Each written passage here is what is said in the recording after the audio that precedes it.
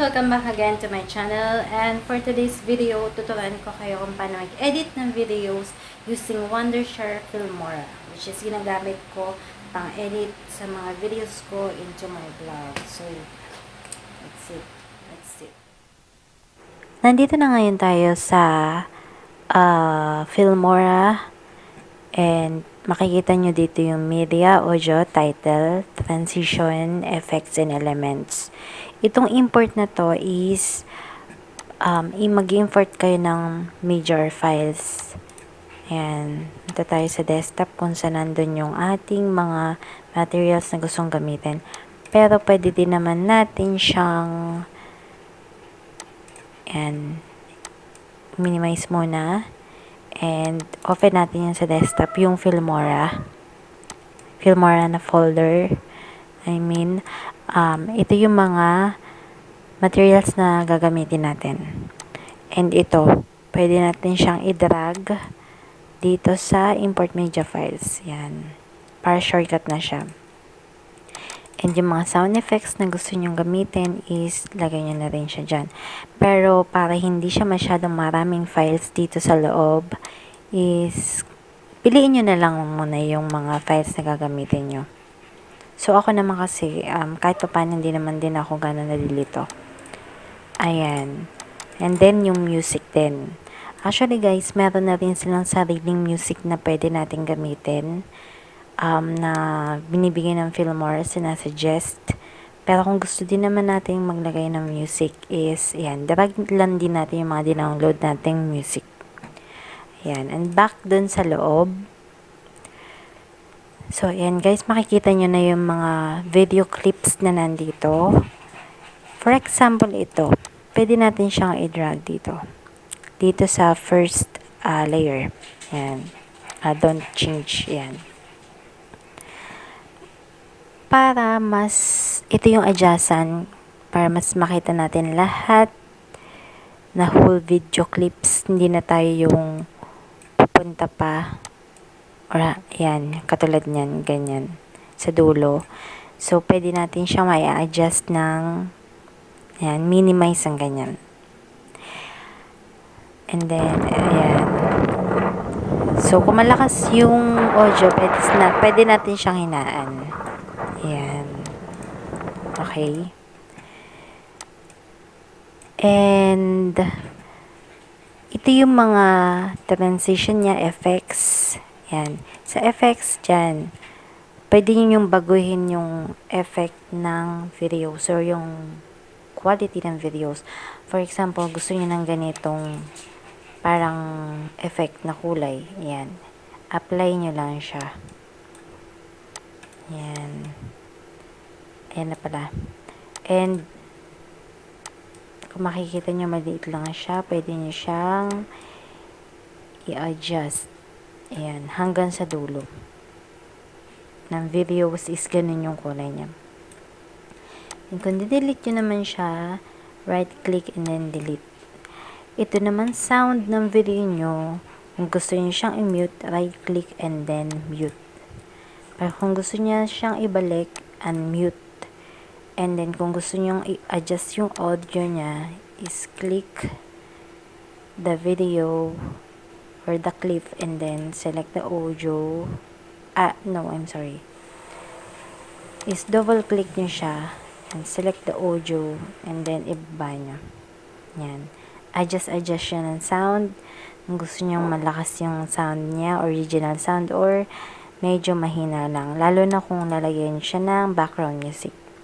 Speaking of the background music, katulad na sinabi ko sa inyo kanina, pwede siyang kunin sa FILMORA. For example, ito. Ayan, ito na-download na siya. For example, ito gusto nyong i-download. So, ayan, nagda-download siya. And automatic na, ayan. lalabas na dyan. So, itong red na lines na to, kung saan nyo siya inalagay, for example, ayan, na-download nyo and ilalagay nyo yung sound, dun siya mapupunta. So, delete na lang ulit natin siya. Ayan, so pakinggan natin yung sound. Diba may background music na siya? Pero nandun pa rin yung original sound niya. Ayan.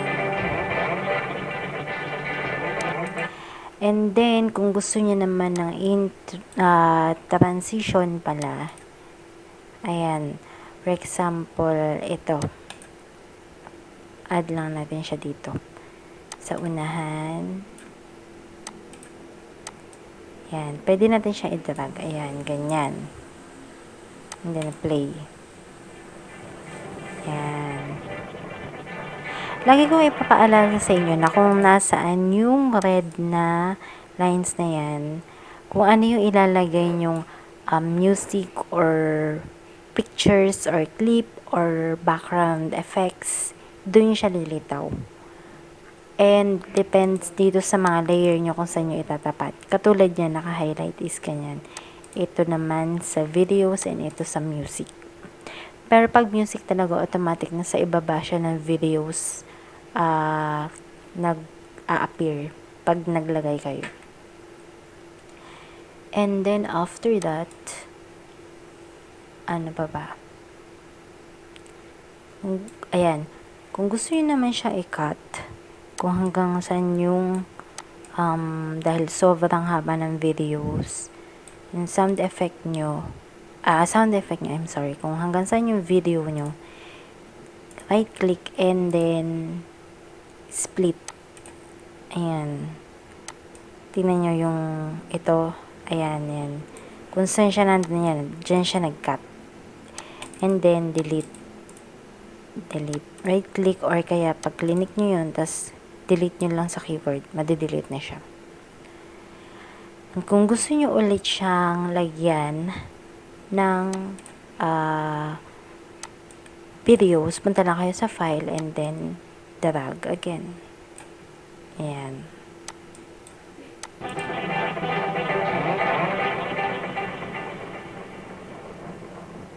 So, wala na yung sound, diba? And then, ayan na ulit. So, double click nyo ulit para medyo humina yung sound niya. And kung gusto nyo ulit ng bagong music na upload nyo naman, ito yung mga sounds natin. So, drag lang ulit natin siya dito. Ayan. And kung gusto nyo naman na medyo parang mawawala ang effect yung music nyo, is right click lang tong music and then adjust show properties pala. And then, well, actually, adjust audio is, yun din pala. Adjust audio, I'm sorry. Fade out. Ayan, so magpe-fade out na yung music. Para kahit maglipat sila ng music is medyo ito pawala na. Para kahit magpalit ng music. Hinain lang natin ng konti. Sorry guys sa kasi talagang hindi ako ganun kagaling magturo. Intindihin niya na lang. Ayan. Kung mapapansin nyo, pahina yung bukod sa patapos na yung music is pahina siya. Kasi fade out natin siya.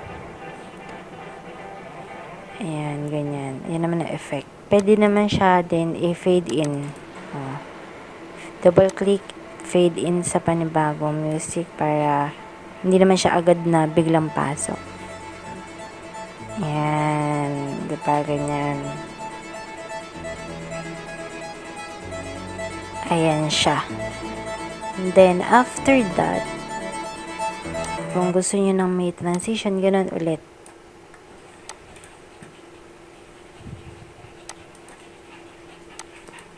Lagyan lang natin siya ng transition. Pero kung gusto nyo nang wala, tuloy-tuloy lang, then okay lang, wala. Ayan.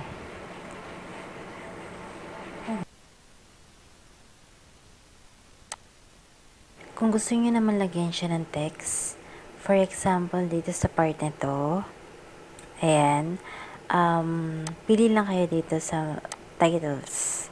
So, iba't iba yung mga effects niyan, mga transition. Kayo na yung bahalang pumili and mag-experiment. For example, ito, this one. Ayan. So, pag play nyo siya, ayan, makikita nyo yung title.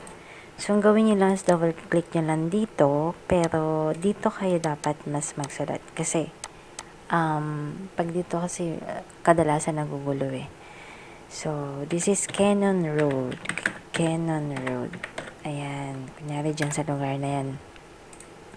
And dito nyo makikita yung mga fonts niya. For example, ito ang pinili nyo. And, naka-bold and 20 or pwede nyo siya edit up to 50 or kahit kung gaano kalaki yung gusto nyo. And ito naman, i-click nyo siya. Pwede siya sa gitna, sa baba, sa gilid. Ayan. Gitna nyo siya. Then, okay. So, i-play natin ulit. Ayan. Cannon Road. Okay. So, kung gusto niyo namang lagyan siya ng pop-up, yung parang isasabay siya sa text na nagpa-pop up. So, punta ulit tayo sa media natin and nandito yung ating mga sounds effect. Ayan, for example, pop-up. I-drag mo lang siya dito sa baba. Ayan, sa baba ng layer ng song and ayan. Automatic naman na mag-a-add ng another layer yan eh. Tatapat mo lang siya doon. So, tapatan lang naman yan eh. Kayo na yung tatansyanan. Ayan, pag-play nyo siya. Ayan. So, kayo na yung bahalang tumansya. And, pati rin yung mga sound effect na katulad ng wow. O, diba? Wow. Ayan, drag nyo lang din dyan. Baga papasok na kayo sa Cannon Road. Ayan. Naka-play siya ulit.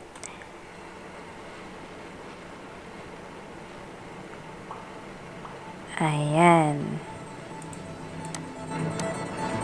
Wow. O, diba? Ayan, wow. Narinig nyo. Okay, and kung gusto naman yung pabilisin yung videos nyo, for example, ito, split muna natin to para hindi na tayo mag-adjust sa, kasi ma-adjust yung text and then yung sound effect eh. Pag pinabilis natin yung video, so split muna natin siya. Ayan, dito sa last part. Ayan. Ayan, for example, ayan, gusto nyo mapabilis tong videos na to. Click nyo lang tong clip na to. Right click and speed and duration. So, ito yung pataas. So, pabilis yan and ito yung pabagal. For example, pabilis. Ayan, pag clinic mo siya, ayan na siya. And then, play mo. Ayan. Sobrang bilis na nga niya, hindi na makayanan nung ano. Ayan, sobrang bilis na, nag-slow motion na tuloy. Sobrang bilis. Ulitin natin. Ayan. Okay. So, ganun yan. O, delete muna natin yan. And, ayan. So, kung gusto mo namang i-delete siya sa pagitan and pagdikitin yung dalawang dulo, for example, ayan, split, and split, and then ito, gusto nyo silang pagduktungin, split ulit. Click nyo yung gitna, ayan, ripple delete pa yan, rifle delete. Oh my gosh, hindi ko alam basta yun na yun. Caravels na yun. Delete nyo lang yan. Ayan. Diba? Magdidikit na yung last and first part nung dinilit yung videos. Ayan, ganun yun. automatic. Hindi na kayo mag-uusad. Usad-usad pa. Yan, ganun. And, of course, ayan, for the last part naman is kung gusto nyo siyang lagyan ng thank you for watching. So, punta ulit tayo dito sa titles or elements. Kung saan, anong, actually, parang halos same lang din kasi ng effects yung titles and elements eh. Ayan, kasi ito yung sa last part. Kung ano lang yung gusto nyong gamitin. Ayan. Ayun. So, for example, ito, i-click natin siya. Nangyari, medyo matagal. Downloading pa daw siya. Okay, ito, try natin. So, medyo matagal siya, no? Balik na lang tayo dun sa title. So, bahala na kayo kung ano yung gusto nyong ending. Usually, ito ginagamit ko. Try natin to. Yan. Itong isa.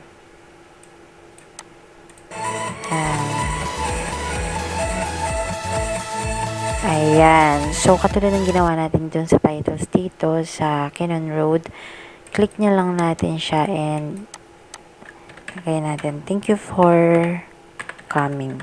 Diyos. Thank you for watching.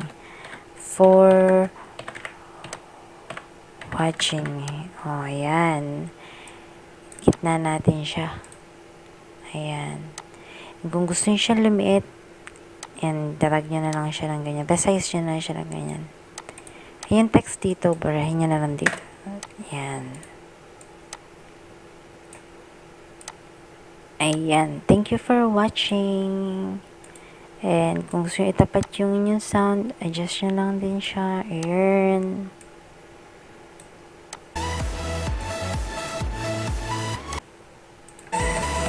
So, ayan ulit.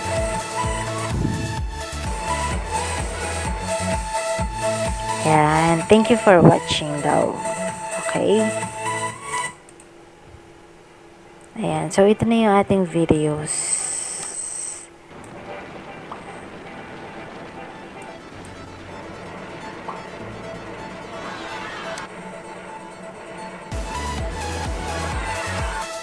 Ayan. Okay.